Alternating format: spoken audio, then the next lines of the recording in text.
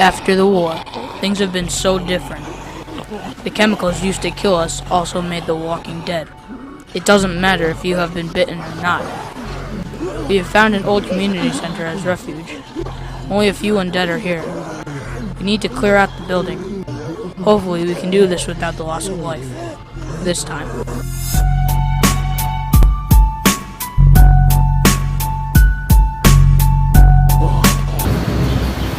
It's the street!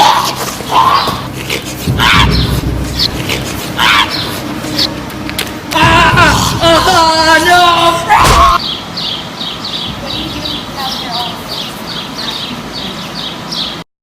Why did you abandon me? I thought you were dead. Save the reunion for later. We have to secure the building. We have to secure those doors. That's where they keep coming in from. Okay, split up to do groups and find a few spots so we can shut those doors.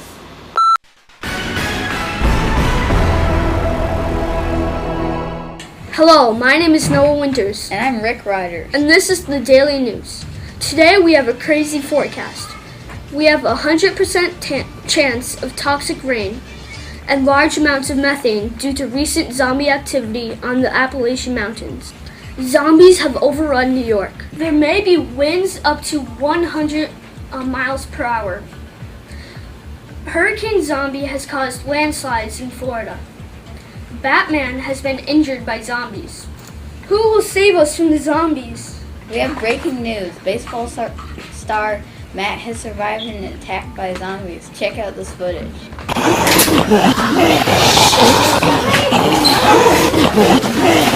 So what happened, Matt? Well, I was getting chased by a zombie and then I sprained my ankle. That must have hurt. How are you feeling right now? Well, it hurts. Duh. How many games will you be out for? Well, they said I'm going to be on the 15-game DL. Well, thanks for that, Matt. That's all we have for today. We'll let you know when we have more breaking news.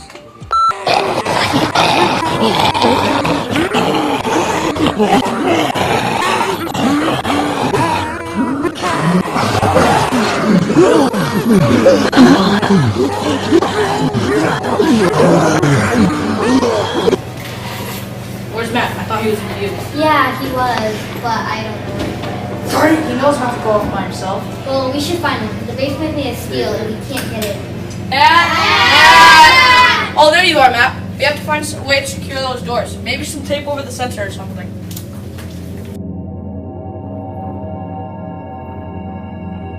Jeff, stop! He's turned! No!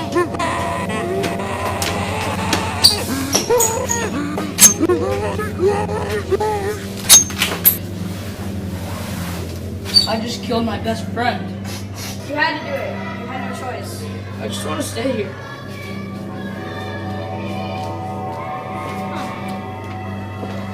Get a hold of yourself and pull up your main stance. Matt would want you to go on to fight and to live for him.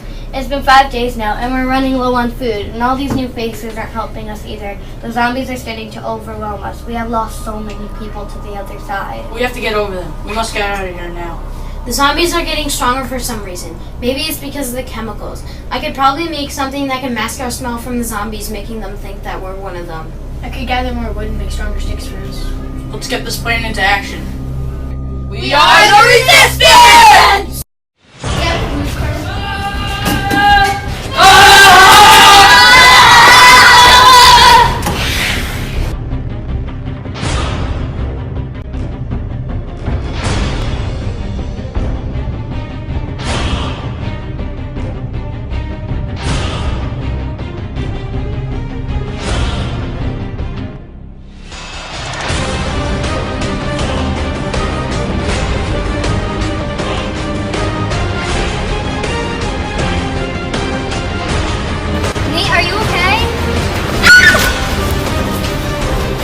I'll fight him. You guys go ahead. No, we have to stay together. Go!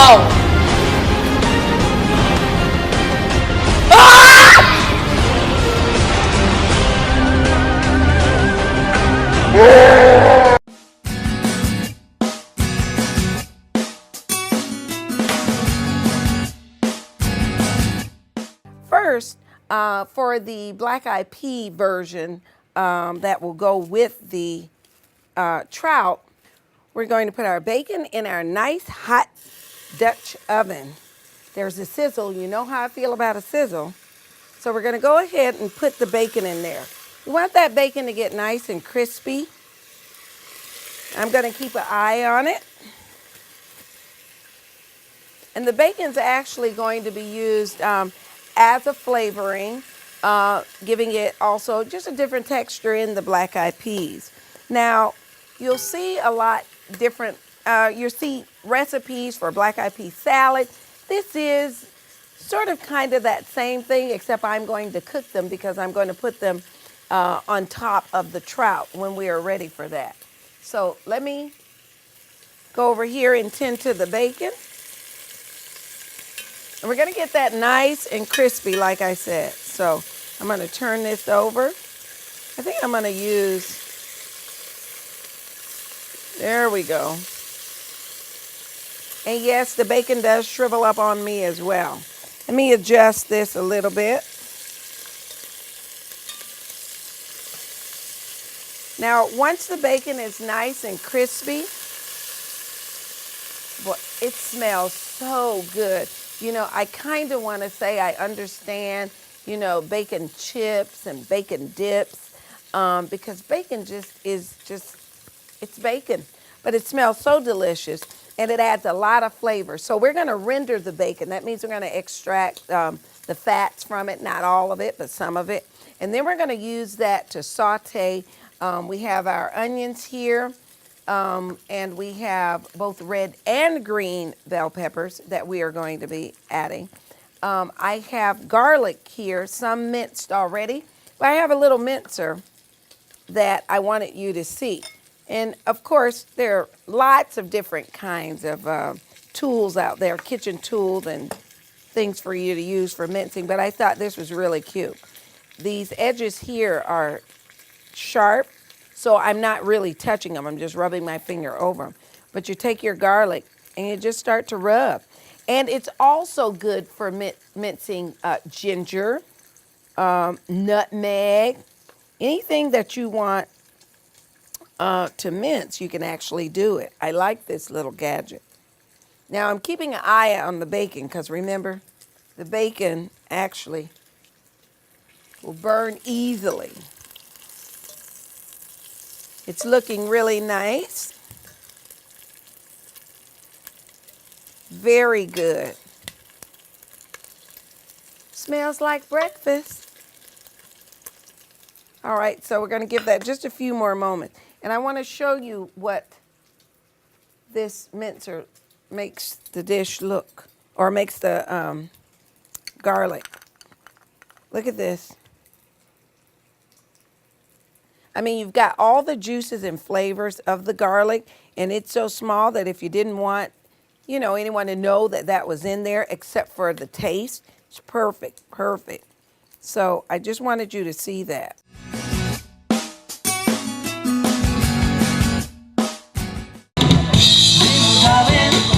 The smiles returning to the faces. Little darling, it seems like years since it's been here. Here comes the sun. Here comes the sun, and I say it's alright.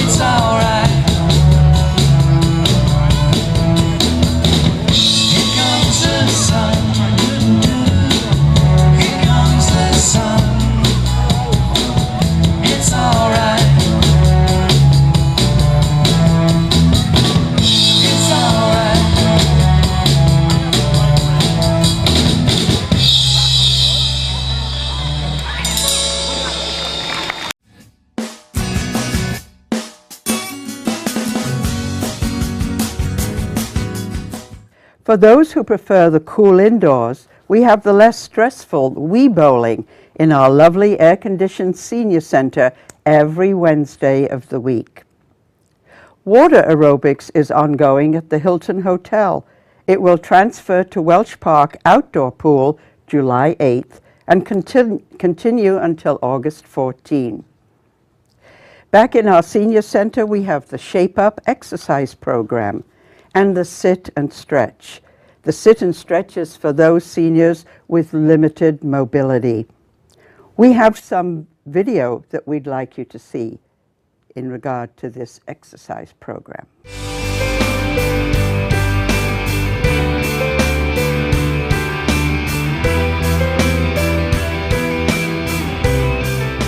Well, what I like about this group is the way I got involved in it, and that is that someone who was active in it, and I spoke shortly after I retired, and I said I was looking for something local to do for an exercise program, and they said, well, you should try this at the senior center. So I was entering a group where I knew some folks already.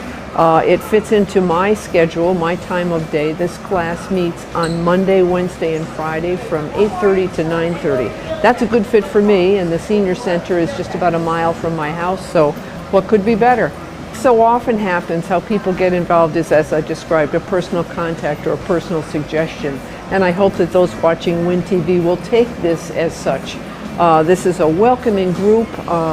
It's sometimes has people in and out as their schedules allow, but each and every time we meet for class, Dee, our instructor, has a different routine for us. It's never the same twice and never dull, and we have a lot of fun as well as a lot of good exercise. We stretch, we do endurance, and we do balance, all things of concerns and issues for us as we enter our senior years.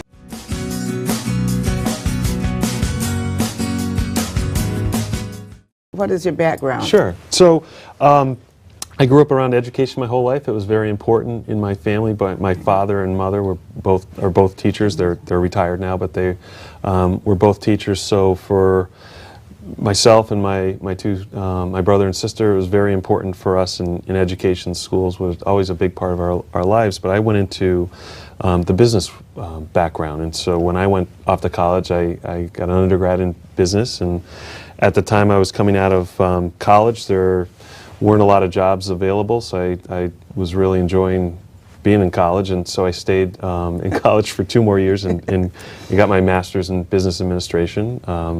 Moved back to Connecticut, back home, and was looking for a job, and found a job in Enfield Public Schools as a human resources person, and found out I really enjoyed the education aspect of that, which I knew once I got involved that I would.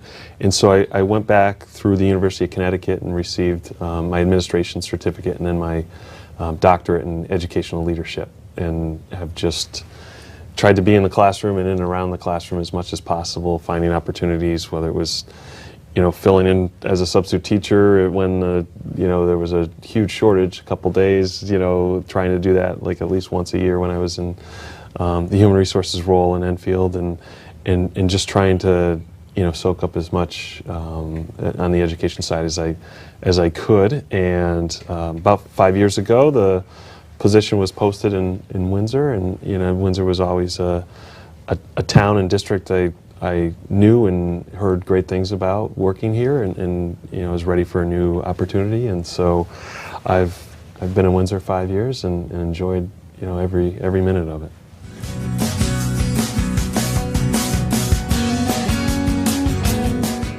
You performed in a fashion show, correct? Yes. So how was that experience with models walking around you? I felt very short. Yeah, that was really fun. I think I did that for about 3 seasons. It was at New York Fashion Week. Wow. And at the time, they were based at the Waldorf Astoria. So all of the shows were going on throughout the hotel, and it really was like there were fashion designers and makeup artists and hair people and everybody just running around everywhere, and models running around everywhere like crazy. I hadn't really experienced that world ever before, and it was really fun. But this particular designer, Andres Aquino, really likes to have live performance art incorporated into his fashion shows. So it's really cool, and he called upon me. He's also a poet, so he called upon me to sort of take his poetry and write compositions to his poetry. And at first I was just going to write and other people were going to perform. We actually met in the subway randomly. I was holding my mic stand and he mistook it for a tripod that a camera goes on. He said, "Oh, are you a photographer?" And I said, "No, I'm a vocalist." He said, "Are you any good?" I said, "I don't know, you should check me out." And then we got to talking, and but anyway, he called upon me to write compositions to his poetry or inspired by his poetry.